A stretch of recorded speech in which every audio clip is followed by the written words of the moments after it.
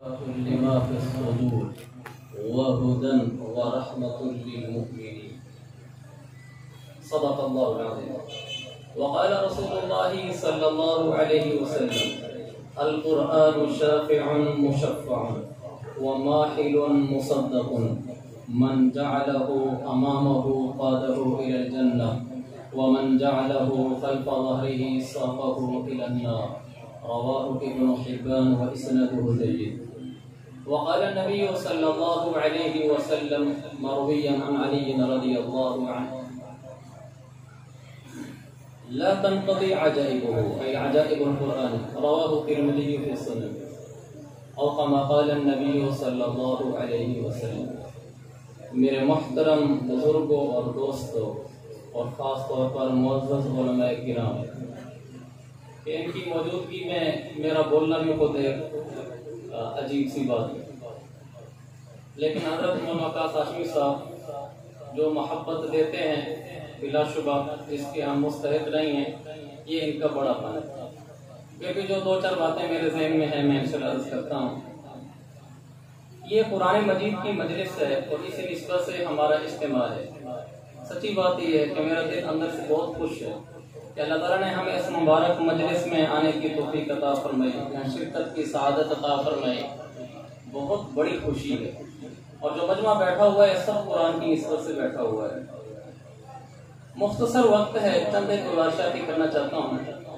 سب سے پہلے یہ کہ اللہ تعالیٰ جزائے خیر دے ان حضرات کو جو اس نظام کو چلا رہے ہیں، چاہے اس کے انتظامی امور کے لحاظ سے اپنا مال لگاتے ہیں، اپنی انتظامی امور کے لحاظ سے دوسری خدمات سر انجام دیتے ہیں.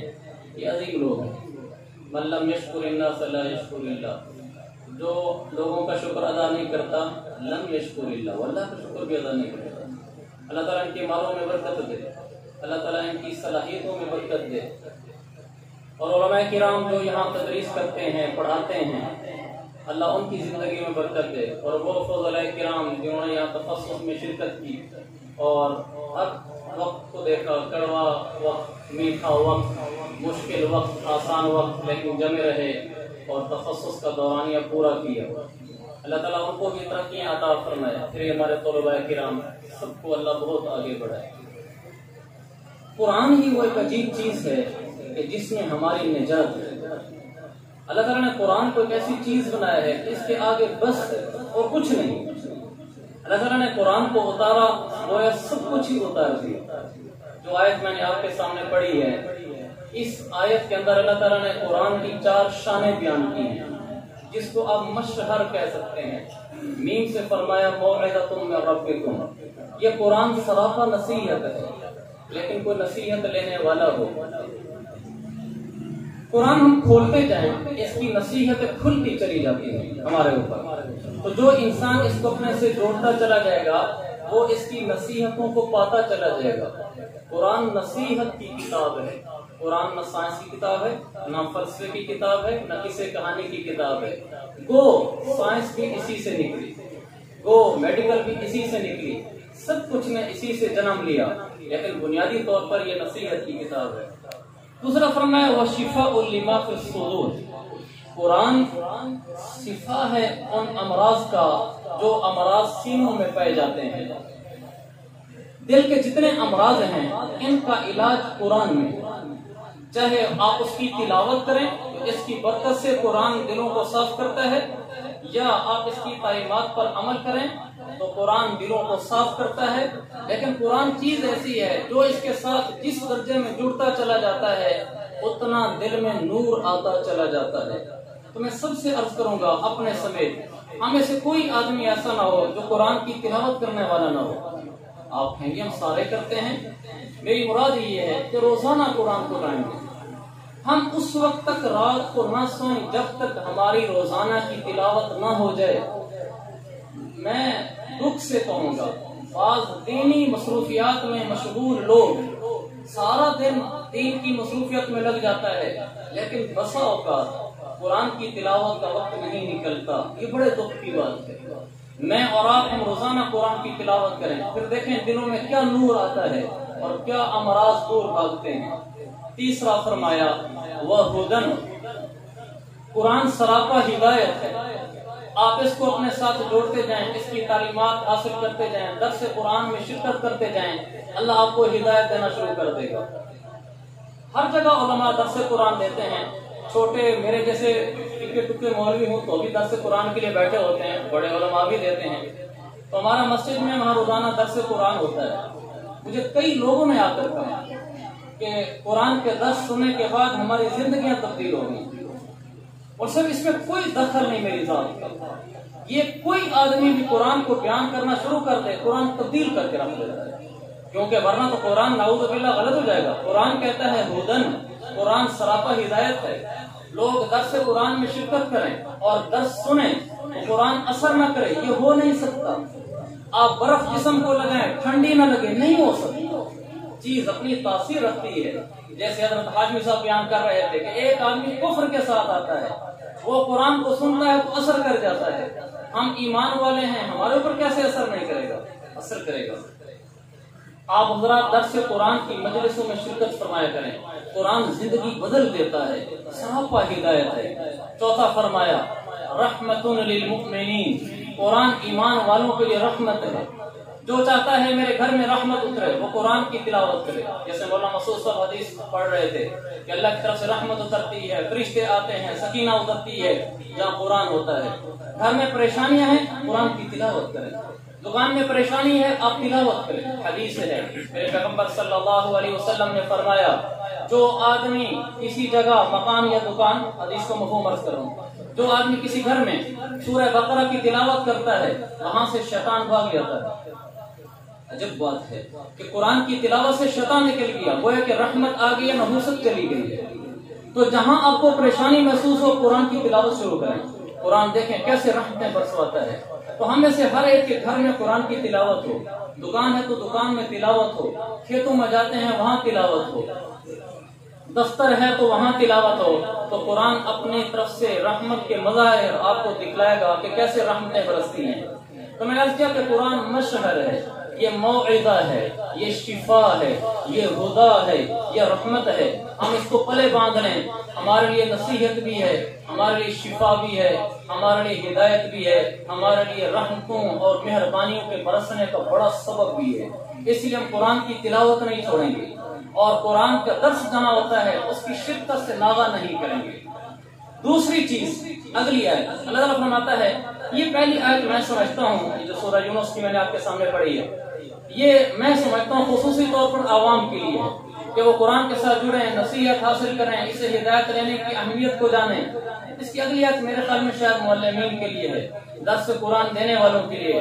اللہ فرماتا ہے قل بفضل اللہ وبرحمتہ، آگے فرمایا فَبِذَلِكَ فَلْيَفْرَحُوا هُوَ خَيْرٌ مِّمَّا يَجْمَعُونَ، قرآن کا درس دینے والوں، یہ جو قرآن ہے اسی پر خوشیاں منانی چاہیے۔ فَبِذَلِكَ فَلْيَفْرَحُوا، یہی تو وہ چیز ہے کہ جس سے آپ سمجھے مجھے کوئی دولت مل گئی ہے، مجھے خوشیاں ملی ہیں۔ هُوَ خَيْرٌ مِّمَّا يَجْمَعُونَ، قرآن کا درس دینے والوں یہ سمجھو کہ لوگ جو باہر مال جمع کر رہے ہیں، دنیا کی ڈگریاں حاصل کر رہے ہیں، تم قرآن کا درس دیتے ہو، تم کہو کہ یہ ان سب سے زیادہ بہتر ہے جو لوگ مال جمع کر رہے ہیں۔ ہم اپنی زندگیوں کو نہیں لگائیں گے مال کے اندر اس طرح کمانے میں، اللہ نے ہمیں قرآن دیا ہے، ہم مدرسے میں پڑھے، ہم عالم بنے، مولوی بنے، ہمارے ساتھ ایک ٹائٹل لگا مولوی عالم کا، اس کے بعد پھر اب ہم کیا کریں گے؟ ہم قرآن سے اپنی سعادتیں سمجھیں گے، ہم قرآن سے اپنی ترقیاں سمجھیں گے۔ فَبِذَلِكَ فَلْيَفْرَحُوا، اسی میں ہم اپنی خوشیاں، اسی میں ہم اپنی کامیابیاں، اسی میں ہم اپنی ترقیاں سمجھیں گے۔ جب ہم قرآن میں لگیں گے تو ہمیں نظر آئے گا فلاں آدمی تو اتنی دنیا جمع کر دیا اور بزنس میں آگے نکل گیا اور میں ابھی ادھر ہوں، تو ہم کہیں گے وَخَيْرٌ مِّمَّا يَجْمَعُونَ، جو کچھ یہ جمع کر رہے ہیں اس سے بہتر یہ قرآن ہے جس کی درس و تدریس میں لگا ہوا ہوں۔ لہذا میں قرآن کی مشغولیت کو نہیں چھوڑ سکتا، میری تدریس قرآن کی ہوگی، میرا درس قرآن کا ہوگا، میری تصنیف قرآن کی ہوگی، میری مشغولیتیں قرآن کی ہوں گی، میرے بیانات قرآن کے ہوں گے، میں قرآن میں زندگی کھپا دوں گا، میں اسی میں لگ کر اپنا مرنا اور اسی میں لگ کر اپنا جینا، اسی میں لگ کر اپنا اوڑھنا بچھونا سب کچھ بنانا چاہتا ہوں۔ ہم قرآن میں لگے رہیں گے، ساری دنیا سے بہتر اللہ میں چیزیں عطا فرمائے گا، ساری دنیا سے بہتر اللہ میں کامیابیاں اور ترقیاں عطا فرمائے گا۔ جب کبھی دین کی قرآن کی تدریس میں چلتے ہوئے حالات آنے لگے تو اس آیت کو سامنے رکھ لیا جائے۔ یہ میری ایک گزارش تھی۔ اس کے بعد ایک گزارش، 2 حدیثیں عرض کرتا ہوں۔ ایک حدیث یہ ہے ابن حبان کی، اللہ کے نبی صلی اللہ علیہ وسلم نے فرمایا قرآن شافع ہے، مشفع ہے، سفارش کرنے والا ہے، سفارش اس کی قبول ہوتی ہے، ماحل ہے، مصدق ہے، قیامت دن دعویٰ پیش کرے گا، اس کے حق میں فیصلہ ہوگا۔ پھر میرے پیغمبر نے فرمایا من جعلہ امامہ قادہ الی الجنہ، جو قرآن کو اپنے سامنے رکھے گا، اور اس کو امامہ بھی بعد میں بنایا ہے، من جعلہ امامہ، جو قرآن کو اپنا لیڈر بنائے گا، قرآن کو اپنے سامنے رکھے گا، شادی خوشی کا موقع ہے، قرآن کی تعلیم کے ہیں، اس کو سامنے رکھا اور دوسری ناجائز رواجات کو پیچھے رکھا، کاروبار کرتا ہے قرآن کی تعلیمات کو سامنے رکھا، تجارت قرآن کے مطابق رکھی، دوسرے رائج مروج ناجائز طریقے تجارت کے پیچھے رکھے، غصہ آیا قرآن کو سامنے رکھا، والقاظمین الغیظ، قرآن کا غصہ پی جا، غصہ پی گیا اور اپنے دل کے جذبات کو پیچھے ڈالا، اس نے قرآن کو ہر جگہ سامنے رکھتا رہا، قادہ الی الجنہ، قرآن قیامت والے دن اس کا ہاتھ پکڑ کر جنت تک پہنچا کے آئے گا، اس لیے کہ دنیا میں اس نے قرآن کو سامنے رکھا تھا۔ ایک دوسرا ہے من جعلہ خلف ظہرہ، جس آدمی نے اس کو پیٹھ پیچھے رکھ دیا، غصہ آیا قرآن کا، پی جا غصے کو، اس نے قرآن کو پیچھے کیا اور اپنے جذبات آگے کیے، تجارت میں، معاشرت میں، معاملات میں اس نے قرآن کو ہر جگہ پیچھے کیا اور اپنے جذبات کو آگے کیا، ساقہ الی النار، یہ اس کو جہنم میں دھکیل کے آئے گا۔ تو میرے عزیز بھائیوں، ہم نے قرآن کے ساتھ جڑ کر رہنا ہے، قرآن کو اپنے سامنے رکھنا ہے، اللہ ہمیں دنیا بھی اچھی دے گا، آخرت بھی اچھی دے گا۔ 1-2 باتیں آخر میں ان حضرات کی خدمت میں عرض کرنا چاہتا ہوں جو چند منٹ میرے باقی ہیں۔ جن حضرات نے تخصص تفسیر کو مکمل کیا ہے، بہت عظیم لوگ ہیں، بہت دلی خوشی ہوتی ہے کہ چلو تخصص تفسیر کہیں شروع تو ہوا۔ ہم سوچتے تھے ہر جگہ تخصص الافتاء کی فضا ہے اور کہیں تخصص الحدیث کی بھی ہے، تو تخصص تفسیر بھی ہونے چاہیے۔ تو بعض دفعہ اللہ تعالیٰ کام لیتا ہے بعض لوگوں سے جن کے مقدر میں سعادتیں ہوتی ہیں، منہ پہ تعریف خوش آمد نہیں ہوتی، اس کا حق ہوتا ہے۔ مولانا وقاص صاحب نے جن عزائم کے ساتھ تخصص تفسیر شروع کیا ہے، ہمارا رواں خوش ہے اس سے کہ کوئی جگہ ایسی ہے جہاں قرآن میں تخصص کرایا جاتا ہے، تفسیر میں تخصص کرایا جاتا ہے۔ ان حضرات نے نصاب بھی مجھے دکھلایا تھا، بہت عمدہ نصاب ہے، حضرت بہت مبارک ہیں جن کو اللہ نے یہ چیز نصیب فرمائی ہے۔ لیکن اب آپ اپنی میدان میں جانے لگے ہیں، آپ کا میں ساتھی اور بھائی ہوں، آپ سے میری 2 گزارشیں ہیں۔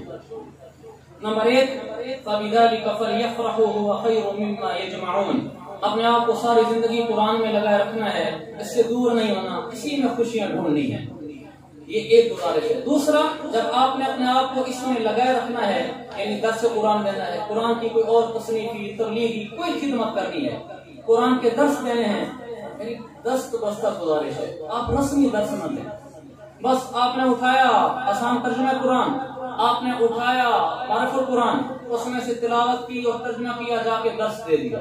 آپ کے سامنے 10 بیٹھیں یا 100 بیٹھیں، آپ قرآن کی اس آیت کو سامنے رکھ کر درس دیں جو مولانا مسعود صاحب نے پڑھی، اور وہ آیت پہلے میرے ذہن میں نہیں تھی، انہوں نے پڑھی تو اسی وقت میں نے نیٹ سے نکالی، وہ آیت میں نے تازہ کی تاکہ آپ کو سناتے ہوئے بھول ہی نہ جاؤں۔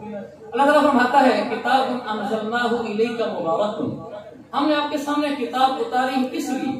لیدبروا آیاتہ، تاکہ اس کی آیتوں میں غور کرو، تدبر کرو۔ لہذا یہ میں تاکہ بات مکمل کروں، کس لیے لیدبروا آیاتہ، یقین مانے قرآن کے ایک ایک لفظ میں تدبر کرنے کے بعد سمندر کھلتے ہیں، سمندر کھلتے ہیں، سمندر کھلتے ہیں۔ میں اس میں کچھ عرض کرتا ہوں کیسے کھلتے ہیں۔ قرآن کا ہر لفظ سمندر لیے پھرتا ہے، کاش ہم اس میں ڈھونڈیں اور اس میں تدبر کریں اور اس میں سے پیغام نکالیں۔ آپ کبھی اس طرح درس نہ دیں، موسیٰ علیہ السلام کا قصہ سنایا، لوگ سن کر چلے گئے، یوسف علیہ السلام کا قصہ سنایا، سن کر چلے گئے، احد سنایا، سن کر چلے گئے۔ لوگوں کو سوائے اس کے کہ قرآن کا ایک قصہ معلوم ہو گیا، اس میں ان کو موعظہ کیا ملی، اس میں آپ نے تدبر کر کے ان کو موجودہ زندگی میں کیا چیز اپلائی کر کے دی ہے کہ ہمارے موسیٰ علیہ السلام کے اس قصے سے ہمارے لیے آج کیا پیغام ہے، غزوہ احد سے ان آیتوں سے آج ہمارے لیے کیا پیغام ہے، جو میں نے ادریس علیہ السلام کا کچھ واقعہ آج سنا دیا درس قرآن میں، اس میں ہمارے لیے کیا پیغام ہے۔ لوگ یہ سمجھتے ہیں قرآن قصے کہانی کی کتاب ہے، بڑے مبارک ہستیوں کے قصے ہیں، اللہ والوں کے ولیوں کے قصے ہیں، اچھی کتاب ہے، بلا شبہ اس کے قصے مبارک ہیں، برکتوں سے بھرے ہوئے ہیں، لیکن کیا قرآن قصہ بڑا قصہ کی کتاب ہے؟ لِيَدَّبَّرُوا آیَاتِهِ، اس کی آیتوں میں تدبر کرو، لا تنقضی عجائبہ، اس میں سے وہ خزانے نکلیں گے میرے پیغمبر فرماتے ہیں جو ختم ہونے کا نام نہیں لیں گے، اور زندگی کے ہر موڑ پہ تمہاری رہنمائی کریں گے۔ آپ قرآن کی لفظوں کو کھولتے جائیں، یہیں سے سائنس نکلے گی، آپ قرآن کی آیتوں کو کھولیں، یہیں سے آپ کو تاریخ ملے گی، آپ قرآن کی آیات میں تدبر کریں، یہیں سے موجودہ تجارت کے اسباق نکلیں گے، آپ قرآن کی آیات میں تدبر کریں، آپ کو زندگی کے ہر موڑ میں قرآن آپ کا ہاتھ پکڑ کر رہنمائی کرے گا۔ آپ کس طریقے سے درس قرآن دیں، اس میں تدبر کرنے کے لیے کیا کریں؟ میں ایک بات عرض کی، قصہ برا قصہ نہ بیان کریں، بعض دفعہ ایسے ہوتا ہے۔ آج میں نے قرآن کی ایک آیت کا درس دیا اور اس میں بظاہر کوئی ایسی بات نظر نہیں آتی جس میں میرے لیے آج کی زندگی میں کوئی عملی پیغام ہو۔ بس میں ایک مثال آپ کے سامنے پیش کرتا ہوں۔ اللہ تعالیٰ فرماتا ہے موسیٰ علیہ السلام کو ہم نے نبی بنا کر بھیجا، وَكَانَ مُخْلَصًا، نیک سیرت آدمی تھے۔ آگے فرمایا وَوَهَبْنَا لَهُ مِن رَحْمَتِنَا أَخَاهُ هَارُونَ نَبِيًّا، اور ہم نے ان کے بھائی ہارون کو بھی ان کے ساتھ نبی بنا کر بھیج دیا۔ یہ آیت اللہ نے یہی ختم کر کے آگے اگلے نبی کا تذکرہ شروع کر دیا۔ اب مجھے بتائیں اس آیت میں بظاہر کوئی عملی پیغام نظر آ رہا ہے ہماری موجودہ زندگی سے متعلق؟ کچھ نظر نہیں آ رہا۔ موسیٰ علیہ السلام کو نبی بنایا، نیک آدمی تھے، ان کے ساتھ ان کے بھائی ہارون کو بھی نبی بنا دیا۔ اتنی بات کی اللہ نے آگے دوسرے نبی کا تذکرہ شروع کر دیا۔ بظاہر اس آیت میں ہماری موجودہ زندگی سے متعلق کوئی عملی پیغام نہیں ہے، لیکن یہ ہمارے عدم تدبر کا نتیجہ ہے، قلت تدبر کا نتیجہ ہے۔ ورنہ میں اس ایک آیت کو تھوڑا سا عرض کرتا ہوں، وَوَهَبْنَا لَهُ مِن رَحْمَتِنَا أَخَاهُ هَارُونَ نَبِيًّا۔ ہمارے عملی پیغام کیا ہے اس آیت میں جو بظاہر نظر نہیں آ رہا؟ اللہ نے ہارون علیہ السلام کے ساتھ اخا کا لفظ کیوں استعمال فرمایا؟ اخاہ ہارون، اب میں تدبر آپ کو راہ سے دکھلا رہا ہوں کہ ہم نے کیسے آیتوں میں گھسنا ہے اور اس میں سے نکالنے ہیں پیغامات اور امت کو دینے ہیں۔ ہم دیکھے ساتھ میں اللہ نے فرمایا اخاہ ہارون، ہم نے ان کے بھائی ہارون کو بھیجا، تو اکیلا ہارون کیا نہ کافی تھا؟ ہمیں ایسے لگتا ہے جیسے اخاہ ہارون ایک اضافی لفظ لگتا ہے، اللہ اتنا کہہ دیتا ہم نے ہارون کو بھیجا۔ پھر پیچھے من رحمتنا اخاہ ہارون، اللہ نے فرمایا ہم نے اپنی رحمت سے ان کے بھائی ہارون کو ان کے ساتھ بھیجا۔ اس میں درس یہ ملا کسی انسان کو اس کا بھائی مل جانا یہ اللہ کی رحمت ہوتی ہے۔ من رحمتنا اخاہ ہارون، من رحمتنا تقدیم و حق تاخیر یفید الحسر، اس میں تقدیم کی، اخاہ ہارون میں اخ پہلے ذکر کیا، ہارون بعد میں ذکر کیا۔ سب سے پہلے وہبنا کہا، وجعلنا ہے وہبنا ہے، وہبنا لہو، ہم نے یہ نعمت دی اپنی رحمت سے دی۔ کیا نعمت دی؟ ہم نے ان کو بھائی دیا۔ لہذا کسی مسلمان کو اس کا بھائی ملنا اللہ کی رحمت ہے۔ آپ یہ آیت پڑھ کر عوام کو درس دیں، آپ لوگوں جن میں سے جس کا بھائی ہے وہ اس کو اللہ کی رحمت سمجھے۔ اگر وہ بھائی سے لڑتا ہے، جھگڑتا ہے، اس سے غصے ہوتا ہے، اس کے گھر آنے جانا بند کرتا ہے، تو اس نے اللہ کی رحمت کو ٹھکرایا ہے، اللہ اس سے ناراض ہو جائے گا، اللہ دوسری رحمتوں کے دروازے اس پر بند کر دے گا، اس لیے کہ ایک رحمت اللہ نے آپ کے پاس بھیجی، آپ نے اس رحمت کو پیچھے کر دیا۔ یار اپنے بھائی کو رحمت سمجھو، اس کی طرف سے کڑوی کثیری بات آ جائے سہ دو کہ اللہ کی رحمت ہے۔ تو اس طریقے سے قرآن میں بہت سارے پیغام آپ ڈھونڈ سکتے ہیں۔ میں مختصر عرض کر رہا تھا، میں کچھ باتیں عرض کر دیتا ہوں پھر بات ختم کرتا ہوں۔ کچھ تو آپ کو خاص تفسیر میں بہت کچھ سیکھ چکے ہوں گے، کچھ میں اپنی طرف سے عرض کرتا ہوں۔ ایک کتاب ہے قواعد تدبر الامثل، شیخ عبد الرحمن حسن حبنقہ المیدانی، اس میں انہوں نے بتایا ہے کہ قرآن میں تدبر کرنے کے کیا طریقے ہیں، کیا ہم کریں ہمیں تدبر کرنا آ جائے۔ ایک اس کتاب کا مطالعہ کیا جا سکتا ہے۔ دوسرا گوگل پر ایک ویب سائٹ ہے حصاد التدبر، تدبر کی کٹائی کمائی حاصل شدہ اس کا نتیجہ۔ آپ اس میں آیت لکھیں، وہ نیچے سارا لکھتا چلا جائے گا، ہر آیت کے نیچے مستند ہے ماشاءاللہ، اس کے نیچے لکھتا چلا جائے گا کہ ان آیتوں سے آپ کو کیا عملی پیغامات ملے ہیں، آپ ان کو حاصل کریں۔ اس کے علاوہ قرآن نے جو سائنس بیان کی ہے، میں وقت کی قلت کی اس کو بیان نہیں کرتا، لیکن بعض لوگ ایسے ہیں ہمارا جدید طبقہ، جب تک ان کو کوئی دنیا کی سائنس کی ٹرمز اصطلاحات بول کر نہ بتو تو اس کا اتنا اچھا اثر نہیں لیتے۔ ایک کتاب ہے قرآن کے سائنسی انکشافات، مولانا انور بن اختر کی، اچھا لکھا ہے انہوں نے، آپ ہو سکے تو اس کا مطالعہ کریں۔ بلاغت ہے وہ ہمارے لیے قرآن کو بہت خوبصورت کھولتا ہے، کیونکہ وقت میرا ختم ہو گیا، میں اس پر زیادہ نہیں عرض کر سکتا۔ اتنا کرنا چاہتا ہوں، تشبیہ بلیغ ہے، استعارہ مکنیہ ہے، استعارہ تصریح ہے، یہ اتنا نہیں ہے کہ بس اس آیت میں استعارہ مکنیہ ہے یا ہمیں اس کی تحلیل بلاغی آ گئی ہے۔ ولما سکت موسیٰ الغضب، استعارہ مکنیہ ہے، سکت کیوں کہا، انتہا الغضب اللہ کہہ دیتا۔ میں ساری بات ختم کر کے اتنا کہنا چاہتا ہوں، یہ اس لیے کہا کہ غصہ ایسے ختم ہو جانا چاہیے اگلے انسان پر جیسے انسان بولتا ہوا خاموش ساکت ہو جاتا ہے۔ جب انسان خاموش ہوتا ہے تو اس کی زبان سے ایک لفظ نہیں نکلتا، تمہارا غصہ اس طرح ختم ہو جائے غصے کا ایک اثر بھی باقی نہ رہے، نہ تمہارے ماتھے پر، نہ زبان پر، نہ تمہارے معاملات پر۔ اس لیے انتہا نہیں کہا، ساکتہ کہا۔ یہ ایک لمبا ٹاپک ہے کہ بلاغت بھی ہمیں قرآن کے اندر تدبر سکھاتی ہے۔ میں بس اتنا ہی عرض کرنا چاہتا تھا، جو اور عرض کرنا چاہتا تھا اللہ قبول فرمائے کہ آپ حضرات اور میں ہم قرآن میں تدبر کر کے اس میں سے پیغامات نکال کر موجودہ زندگی کو منطبق کر کے لوگوں کو درس قرآن دیں، انشاءاللہ زندگی میں تبدیلی آئے گی۔ اللہ مجھے بھی توفیق دے، آپ رب کو بھی۔ وآخر دعوانا الحمدللہ رب العالمین۔